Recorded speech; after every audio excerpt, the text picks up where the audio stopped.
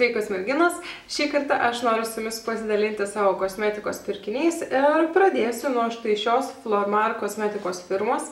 Šią kosmetiką aš įsigijau Kauno Akropolyje, ne vieną kartą praeidinėjau pro šalį pro jų stendą, galvojau ir nežinau kodėl, bet dvejojau. Kol praėjusi liktai savaitgalį tenais apsipirkau, tikrai jau gerą savaitę naudoju produktus, manau jau turiu ir kažkokią nuomonę susidariusi apie juos. Ir kokią aš tą nuomonę susidariau, man yra, ties pasakius, sunku jums paaiškinti, nes jinai yra pakankamai dviprasmiška. Tie produktai yra geri, man patinka, bet juose visose yra bet. Ir pradedu nuo konkrečių produktų ir vienas iš jų yra štai ši matinį efektą suteikianti pudra. Jos kaina yra 42 litai už 30 ml įprastą buteliuką. Tepantis ant veido jos reikia labai nedaug, su vienu spustelimu galima pasidengti visą veidą, gražiai tolygiai skirstosi, labai gerai maskuoja, bet nežinau kodėl, bet netgi ir naudojant fiksuojančią pudrą, netgi naudojant daug fiksuojančios pudros, man ši pudra visur persineša. Sakykime, jeigu aš darbe parimoju ant savo rankos, kai atitraukiu ranką, jinai, viso yra pudruota ir tiesiog tada jau stojasi ir eini plauti rankų. Tad nepatiko man šis jos pašalinis poveikis. Toliau, taip pat įsigijau, kaip jau prieš tai rodžiau, štai šį Flormar maskuoklį. Jo kaina yra tikrai nedidelė, 11 litų. Manau, tai yra puikus produktas. Maskuoja taip pat labai gerai, labai nedaug reikia ir išlieka. Štai taip atrodo iš vidaus. Ir man netgi labai patinka pakuotė tuom, kad štai čia yra mažytis veidrodėlis. Kitaip tariant, jūs galite jį įsimesti į kosmetinę arba tiesiog nešioti rankinėje, tam, kad, jums nereikia atskiro veidrodėlio, kad galėtumėt pasitaisyti. O šio produkto betas yra taip pat pakuotė. Nes nežinau kaip kitoms merginoms, bet bent jau man jinai labai nepatogiai atsidaro. Kitaip tariant, man reikia ir tankelį viršų traukti, dar užkišus nagą, stumti žemyn. Ir šitokių veiksmų atidarinėti aš pakuočių nemėgstu, nes dažniausiai tai reiškia nulūžusi nagą. Tad, geras produktas, tokia dviprasmiška pakuotė. Taip pat įsigijau ir 2 produktus lūpoms ir vienas iš jų yra lūpų pieštukas. Kitas iš jų yra matinis lūpdažis. Tad apie pieštuką tai yra tiesiog paprastas pieštukas, numeriukas spalvos 219. Ir gražus, patogus, labai didelių priekabių pieštukai neturiu, nes neturiu dažniausiai jiems ir didelių reikalavimų. Ir šis pieštukas man patinka dar labai tuom, kad jisai puikiai dera su štai šiuo matiniu lūpdažiu. Ir tai yra matinis, lengvas, rožinis lūpdažiukas, kuo puikiausiai tinkantis kiekvienai dienai.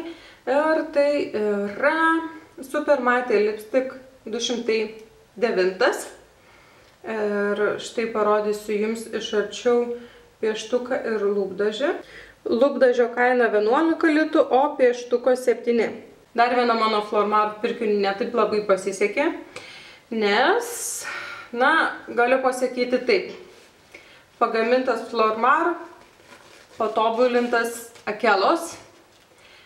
Ir štai kas jam nutiko. Ir tai yra tankinantis apimties suteikiantis tušas, kurias labai gražiai padažė blakstienas, jas atskyrė. Vaizdas buvo blakstienų labai gražus, bet jisai man ištepdavo voką. Ta prasme, ne tai, kad iš karto pasidažius, bet tiesiog dienos eigoje aš pastebėdavau, kad tušas man ištepdavo štai čia voko viršų. Ir kadangi nei vienas anksčiau mano turėtas tušas, ypatingai Maybellinų, šitaip nesielgdavo, aš manau, kad tai yra štai šio kaltė. Taip pat išmėginau ir šios kompanijos nagų lakus ir išsirinkau štai tokį nagų laką, kuriuo šiuo metu esu ir nusilakavusi savo nagus. Ir kągi aš galiu pasakyti, mane truputėlį nuvylė spalva, nes buteliuke yra žymiai gausiau mėlyno blizkučio, dėl ko nagų lakas atrodo daugiau melsvas negu žalsvas, o ant nagų jisai yra labai gražiai smaragdinis, tai yra tamsiai žalias. Ir štai šiam nagų lako intensyvumui spalvoj išgauti man prireikė lakuoti 3-4 kartus. Tad šiame nagų lake man pritrūko spalvos pigmentacijos, bet pats nagų lakas išsilaiko pakankamai neblogai. Čia lakavausi tikriausiai praeitą penktadienį. Ir jeigu jums patinka štai toksai žalsvas atspalvis, nemėlynas, tikrai siūlau išmėginti štai šį nagų laką, o jis kainavo tik 4 litus ir jo spalva, jeigu neklystu, yra P29. Ir be abejo, kadangi jau siaučiau po Akropolį, tai reikėjo užsukti ir į kitas kosmetikos parduotuves. Ir be abejo buvau Eurokos, o Eurokos yra Gabrielė Salvetė nagų lako stendas. Ir tikrai ne vieną kartą esu sakiusi, kad šitą stendą aš galėčiau visą parsinešti namo. Tad mano nagų lakų kolekciją papildė dar vienas šios firmos nagų lakas. Ir tai yra Stars linijos nagų lakas, kuris lakuojasi blizgiu smėlio efektu.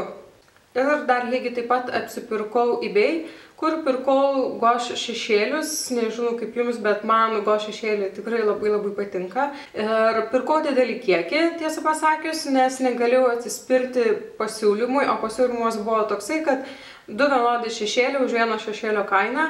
Tad pagalvojau, kad galiu įsigyti aš kažką už pusę kainos, o antrą pusę kainos pasiūlyti jums. Tad netrukus jūs galėsite pamatyti šiuos šešėlius.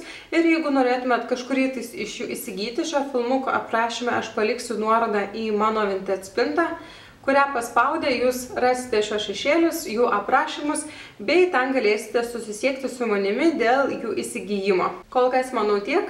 Ir iki greito.